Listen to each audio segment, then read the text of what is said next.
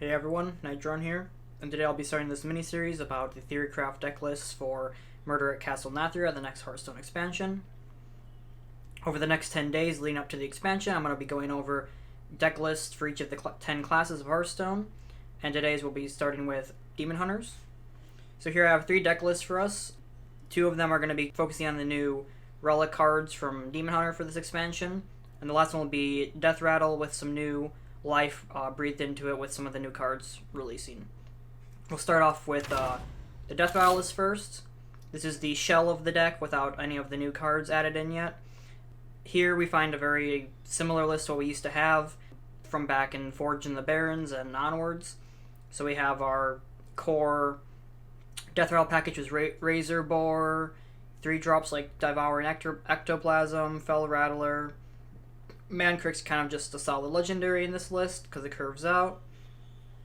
We have cards from like Alterac Valley, like Piggyback Imp, that fills that slot for a nice curve. Razorfin Beastmaster, of course.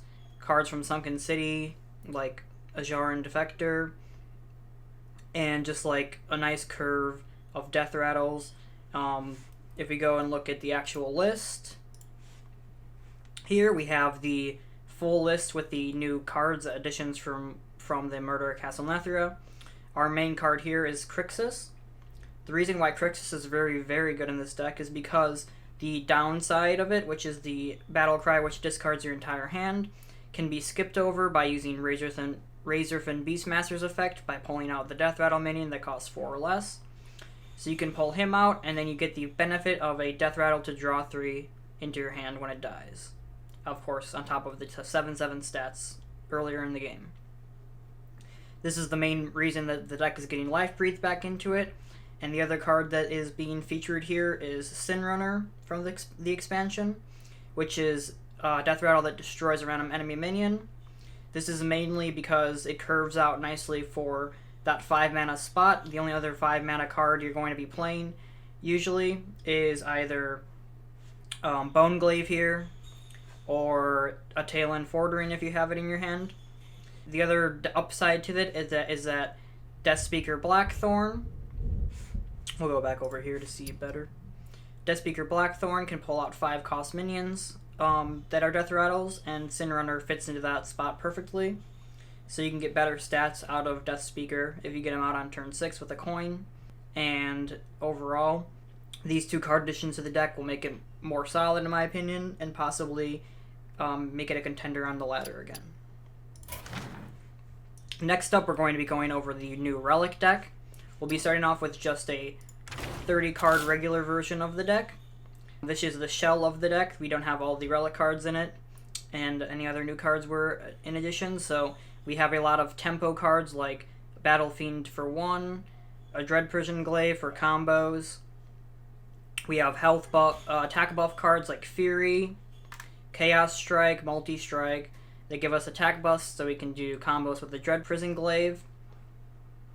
We have other tempo drops like Vicious Slither Spear, Battle Worn Vanguard, which we know that has been nerfed since, so it's a lot less powerful than it used to be, but we'll go over the reason why you want to be running this card in the list in a second.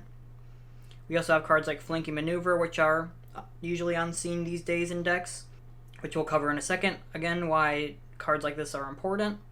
Kurtrus, of course, Zillig, of course, and then Jace, which kind of, in this deck, doesn't have as much oomph, but we still get Chaos Strike back, Furies, Multi-Strikes, so we can still get a big damage hit in as an endgame finisher, so on top of draws if your hand is low at that point of the game. So now we'll go to the actual full list here. Here's the entire list, using all the relic cards. So we have our Relic of Extinction, Phantasms, the Vault location, and the Dimensions Relic, as well as our main payoff card, Artificer Zimox. And then also, from the new expansion, we have Maze Guide, which is there's a reason why we're playing this card, but the main reason why, and as I covered earlier, that some of these cards are important is because of Artificer Zimox. He has an Infuse 5 for his very powerful effect of casting all 3 of the new relics. And to get to this point, especially if we don't either draw him early or we don't get him in the opening hand, we'll have to figure out a way to buff his infuse and get that effect. So the main reason why we're running cards like Battle-Worn Vanguard is because we're getting 3 drops out of 1 card. When you attack, you get the 2 1/1s.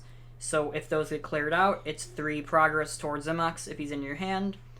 And we play cards like Flanking Maneuver to summon a extra minion out of 1 card, and as well as anything else of tokens such as Kurtrus' effect, Zillig especially with all of the stocks he makes, and Maze Guide, which is giving us 2-for-1 minions, helps us progress the infuse effect of Artificer Zimox and keep the tempo on the board as well, because a card like this, even though the random 2 cost may not be good enough stats or stuff on curve, you're still getting the 2 drops that can progress that, as well as along with the other cards that make multiple minions for 1.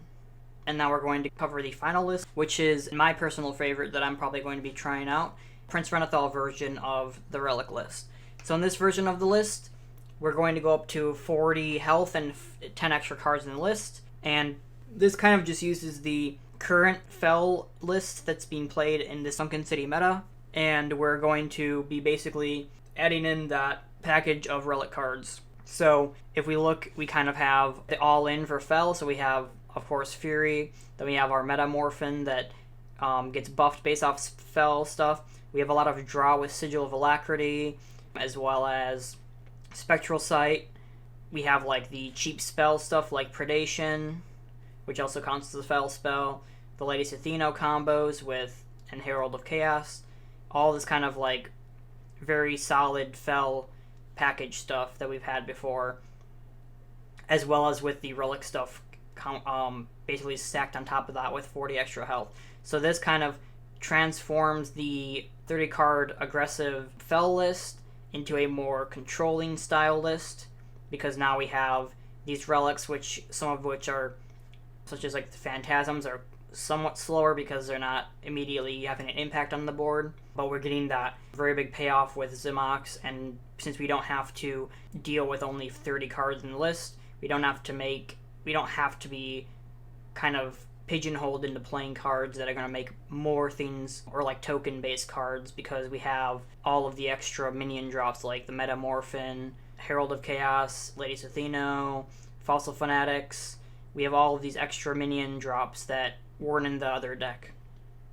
So this will allow us to get to that 5 infuse effect more consistently still, because we have just more minions. Whereas with the 30 card list, you may have to play some cards that are going to make more than one thing. So this is it for the Demon Hunter decks for the Theorycraft.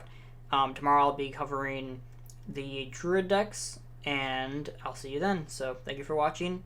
Please like, comment, subscribe. It would help me out a lot, but just watching is all your support I can need. So thank you very much for watching.